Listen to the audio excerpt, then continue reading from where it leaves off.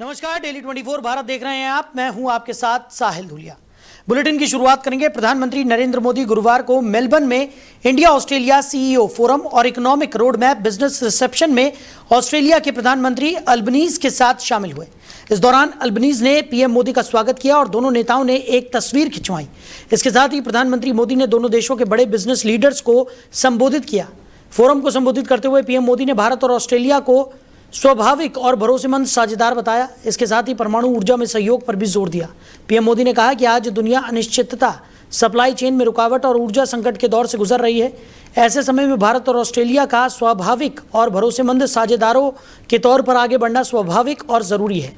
PM Modi ने कहा कि हाल के वर्षों में दोनों देशों के बीच द्विपक्षीय व्यापारिक संबंध काफी मजबूत हुए हैं, जो दोनों देशों के बढ़ते आर्थिक संबंधों को दिखाता है।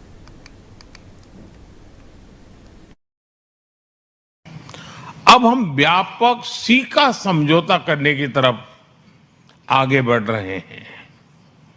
इन प्रयासों से दोनों देशों की सरकारों ने एक नया रनवे तैयार किया है।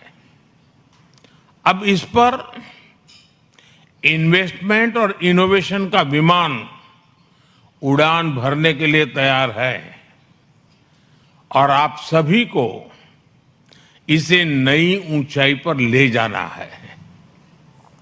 फ्रेंड्स, यहां क्लीन एनर्जी से जुड़ी कई कंपनियां उपस्थित है। हम भारत में hydro projects, green hydrogen, solar modules और विंड मिल्स के लिए मैन्युफैक्चरिंग इकोसिस्टम तैयार कर रहे हैं।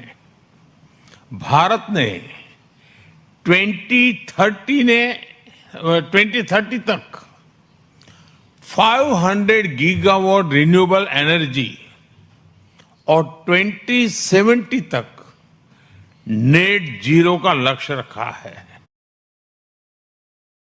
वहीं महाराष्ट्र में आधी रात को धरती कांप उठी। मानसून से परेशान महाराष्ट्र में आधी रात को भूकंप के झटके महसूस किए गए और महाराष्ट्र के मराठवाड़ा इलाके के नांदेड़, हिंगोली और परभणी जिलों में भूकंप के झटके महसूस किए गए।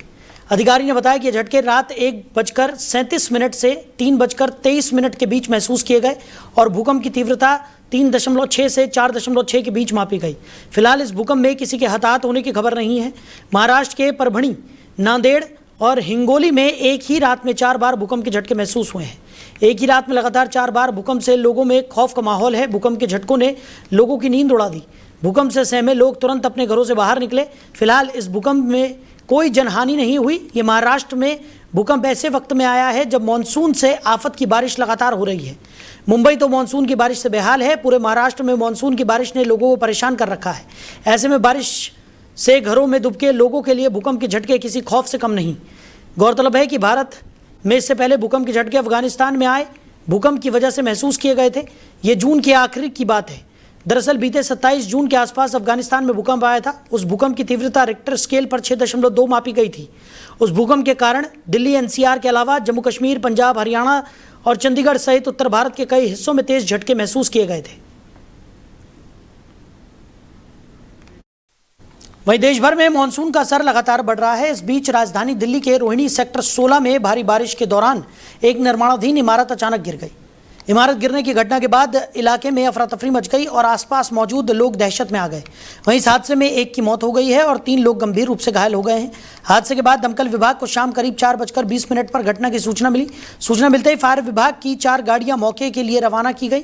दमकल कर्मी, पुलिस और अन्य राहत एजेंसियां मलबा हटाकर फंसे लोगों को बाहर निकालते हुए नजर आए। इस हादसे में प्रशासन लगातार स्थिति पर नजर बनाए हुए है। फिलहाल घायल लोगों का अस्पताल में इलाज चल रहा है।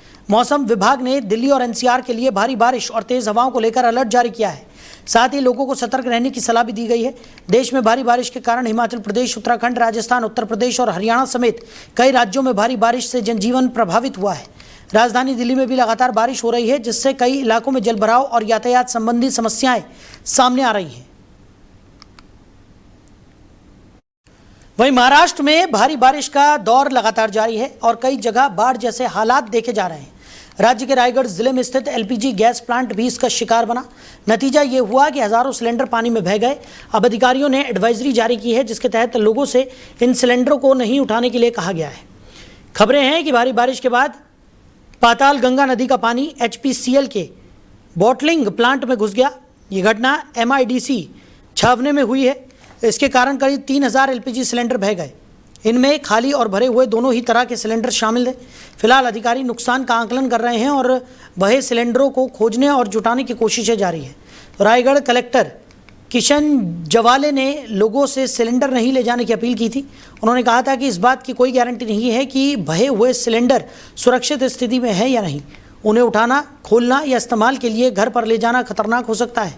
उन्होंने कहा कि कोई भी इस तरह के जोखिम न ले और नदी के पास सिलेंडर मिलने पर अधिकारियों को सूचित करें।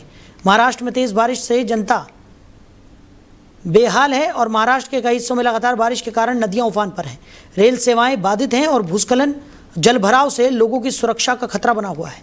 नासिक जिले में लगातार बारिश के कारण गोदावरी नदी का जलस्तर बढ़ गया है। कई स्थानों पर भूस्खलन और सड़कें बंद होने की घटनाएं भी सामने आई हैं। जिला प्रशासन ने गोदावरी, कड़वा और गिरणा नदियों के किनारे रहने वाले लोगों से अपील की है कि पालखेड़ और नादूर, मध्य महेश्वर सहित विभिन्न बांधों से पानी छोड़े जाने के मद्देनजर वो अपने कीमती सामान, पशुधन और अन्य जरूरी वस्तुओं को सुरक्षित स्थानों पर पहुंचा दें। वहीं दिल्ली NCR में सुबह से ही रुक रुक कर बारिश हो रही है, जिससे लोगों को गर्मी भरी उमस से बड़ी राहत मिली है और तापमान में भी 5 से 6 डिग्री सेल्सियस की गिरावट दर्ज की गई है। मौसम ठंडा और ताजगी से भरा दिखाई दे रहा है, लेकिन लगातार बारिश के कारण नई दिल्ली रेलवे स्टेशन और मुनीरका जैसे इलाकों में जलभराव की स्थिति भी देखने को मिल रही है। भारतीय मौसम विभाग ने राजधानी में दिन भर भारी बारिश के लिए ऑरेंज अलर्ट जारी किया है। IMD ने 10 जुलाई तक दिल्ली NCR में भारी से बहुत भारी बारिश का अनुमान लगाया है। पिछले 24 घंटों के दौरान दिल्ली के कई इलाकों में हल्की से मध्यम स्तर की बारिश हुई। इस दौरान दिल्ली के अधिकतम तापमान में 6 से 8 डिग्री की गिरावट दर्ज की गई, जबकि न्यूनतम तापमान में 3 से 5 डिग्री सेल्सियस की वृद्धि हुई। पिछले 24 घंटों में दिल्ली में न्यूनतम तापमान 22 से 25 डिग्री सेल्सियस और अधिकतम तापमान 28 से 31 डिग्री सेल्सियस के बीच रहा। विभाग के अनुसार अगले 2 दिनों तक दिल्ली के अधिकतम तापमान में कोई बड़ा बदलाव नहीं होगा, लेकिन उसके बाद इसमें 3 से 4 डिग्री सेल्सियस की बढ़ोतरी हो सकती है। रात के समय शहर के अधिकतर इलाकों में रुक रुक कर हल्की से मध्यम बारिश के साथ आंधी, बिजली कड़कने और कुछ जगहों पर भारी बारिश की संभावना है। इसके बाद 24 घंटे में कई जगहों पर बहुत हल्की से हल्की बारिश और कुछ जगहों पर मध्यम बारिश की संभावना जताई गई है। वहीं अमेरिका ने सीजफायर खत्म करने के बाद गुरुवार को ईरान पर बड़ा हमला बोला है। उत्तरी ईरान में एक बड़े रेलवे ब्रिज को निशाना बनाया गया है, जहां से ईरानी सेना को रसद पहुंचती थी। मूसा द्वीप पर भी हमला किया गया है। ईरान के एंटी शिप मिसाइल ठिकानों को भी निशाना बनाया गया है। अमेरिकी राष्ट्रपति डोनाल्ड ट्रंप ने कहा है कि रात में ईरान पर अब तक सबसे बड़ा हमला हो सकता है, जिसके बाद अमेरिका की सेना की तरफ से हमला किया गया। बताया जा रहा है कि ईरान के शिरीक और अब्बास इलाके में ये हमले किए गए हैं, जिसमें मिसाइल दागी गई हैं। अमेरिका ने हुरमुज के किनारे के इलाके बुशहर, बंदर अब्बास, सिरिक, ईरान शहर कोनारक को निशाना बनाया। हालांकि बताया जा रहा है कि बुशहर न्यूक्लियर प्लांट को कोई खतरा नहीं पहुंचा। ईरान की सरकारी प्रेस टीवी के हवाले से मिली जानकारी के मुताबिक कुल 10 जगहों पर धमाके हुए हैं। अमेरिकी हवाई हमलों के बाद ईरानी एयर डिफेंस सिस्टम भी एक्टिव हो गया है। चाबहार इलाके में बिजली आपूर्ति भी ठप हो गई है। अमेरिकी सेना की तरफ से भी हमलों की जानकारी दी गई। अमेरिकी केंद्रीय कमान बलों ने होर्मुज जलडमरू मध्य में नौवहन की स्वतंत्रता को खतरे में डालने की ईरान की क्षमता को और कमजोर करने के लिए उसके खिलाफ अतिरिक्त हमले शुरू कर दिए हैं। संयुक्त राज्य अमेरिका महत्वपूर्ण अंतर्राष्ट्रीय जलमार्ग पर स्वतंत्र रूप से आवागमन कर रहे वाणिज्यिक जहाज़ों और नागरिक दल के खिलाफ हाल ही में किए गए अनुचित आक्रमण के लिए ईरान को जवाबदेह ठहरा रहा है और अमेरिका की तरफ से कुल 10 हमले हुए हैं, जिसमें चाबहार और कोनारक में भी धमाके सुनाई दिए हैं। अमेरिकी हमलों में ईरान के अकाला में रेलवे ब्रिज को भी उड़ा दिया गया। अमेरिकी राष्ट्रपति ट्रंप ने चाबहार में हुए हमलों के बाद उठी आग की लपटों की तस्वीरें भी सोशल मीडिया पर शेयर की। उन्होंने अपने एक्स हैंडल पर लिखा कि ये ईरान की तरफ से जहाज़ों पर किए गए हमलों का जवाब है। वहीं उत्तराखंड की राजधानी देहरादून में आगामी 17 जुलाई को राजनीतिक सरगर्मियां तेज होने वाली हैं। कांग्रेस के वरिष्ठ नेता और लोकसभा में नेता प्रतिपक्ष राहुल गांधी के देहरादून आगमन को लेकर पार्टी स्तर पर जोर शोर से तैयारियां की जा रही हैं। राहुल गांधी के इस दौरे को राज्य की राजनीति के लिहाज से काफी महत्वपूर्ण माना जा रहा है। राहुल गांधी के इस कार्यक्रम को मुख्य आकर्षक युवाओं के साथ उनका संवाद सत्र होगा, कांग्रेस पार्टी के सूत्रों के अनुसार राहुल गांधी का पूरा फोकस उत्तराखंड के युवाओं की समस्याओं, बेरोजगारी, शिक्षा और उनके भविष्य को लेकर कांग्रेस के विजन को साझा करने पर रहेगा। वो राज्य के छात्र नेताओं, युवाओं और विभिन्न क्षेत्रों में सक्रिय युवा पेंशनरों और युवा पेशेवरों से सीधे बात करेंगे ताकि उनकी अपेक्षाओं को समझा जा सके। और राहुल गांधी के आगमन की सूचना मिलते ही प्रदेश कांग्रेस कमेटी ने मोर्चा संभाल लिया है। पार्टी नेताओं की लगातार बैठकें हो रही है ताकि कार्यक्रम को सफल बनाया जा सके। तैयारियों के संबंध में जानकारी देते हुए वरिष्ठ नेताओं ने बताया कि राहुल गांधी के रूट और कार्यक्रम स्थल पर कड़ी सुरक्षा और प्रोटोकॉल के पालन के लिए प्रशासन के साथ समन्वय किया जा रहा है। बूथ स्तर पर सक्रियता, पार्टी कार्यकर्ताओं को निर्देश दिए गए हैं कि वो इस दौरे को लेकर लोगों के बीच उत्साह पैदा करें और अधिक से अधिक युवाओं को कार्यक्रम स्थल तक लाने का प्रयास करें। सोशल मीडिया और स्थानीय स्तर पर प्रचार प्रसार के जरिए युवाओं को इस संवाद से जोड़ने की कोशिश की जा रही है। वहीं बरेली नगर निगम के वार्ड नंबर 60 में पार्षद के खिलाफ स्थानीय लोगों ने मोर्चा खोल दिया है। बड़ी संख्या में लोग नगर निगम पहुंचे और मेयर से मुलाकात कर अपनी समस्याओं को लेकर शिकायत दर्ज कराई। स्थानीय लोगों ने वार्ड में कई समस्याओं को लेकर नाराजगी जताई और कार्रवाई की मांग की। वहीं डेली 24 भारत की टीम ने जब वार्ड 60 के पार्षद रूप किशोर से इस मामले पर बातचीत की तो उन्होंने सभी आरोपों को खारिज कर दिया। पार्षद रूप किशोर का कहना है कि उन्होंने वार्ड में अतिक्रमण हटाने की कार्रवाई कराई है, जिससे नाराज कुछ लोग उनके खिलाफ शिकायत कर रहे हैं। फिलहाल मामले में दोनों पक्ष आमने सामने हैं और अपने अपने दावे कर रहे हैं। अब जांच के बाद ही साफ हो पाएगा कि शिकायतों के पीछे वास्तविक जन समस्या क्या है या फिर अतिक्रमण हटाने की कार्रवाई से जुड़ा विरोध इसका एकमात्र कारण है। नमस्कार साथियों, मैं इस टाइम नगर निगम में हूं और नगर निगम में वार्ड 60 से बहुत अधिक संख्या में पुरुष और महिलाएं आई हुई हैं एक समस्या लेकर, और समस्या बड़ी है। इन्होंने हमें फोन करके बुलाया। तो क्या समस्या है, क्या है? हमारी समस्या ये है कि ये कुर्सी पे बैठने लायक नहीं है। कौन बैठने लायक नहीं है? रूप किशोर बैठने लायक नहीं है। रूप किशोर कौन है? औरतें इतनी तंग आ गई है, पर्दा डाल डाल के तोड़ लिया, पर्दा डाल डाल के नहा रही है, निकलने बैठने वाले चिल्लू कम दो सफा करवा एक करके हम लोग बात करेंगे तो समझ में आएगा। सफा करवा। आप बताइए क्या समस्या है? समस्या क्या है? हर समय मैला भरा रहता है, गंदा भरा रहता है और केवल मैला केवल नाली साफ नहीं होती है। पूजा पाठ करने जा रहे हैं, पानी में से गंदे पानी में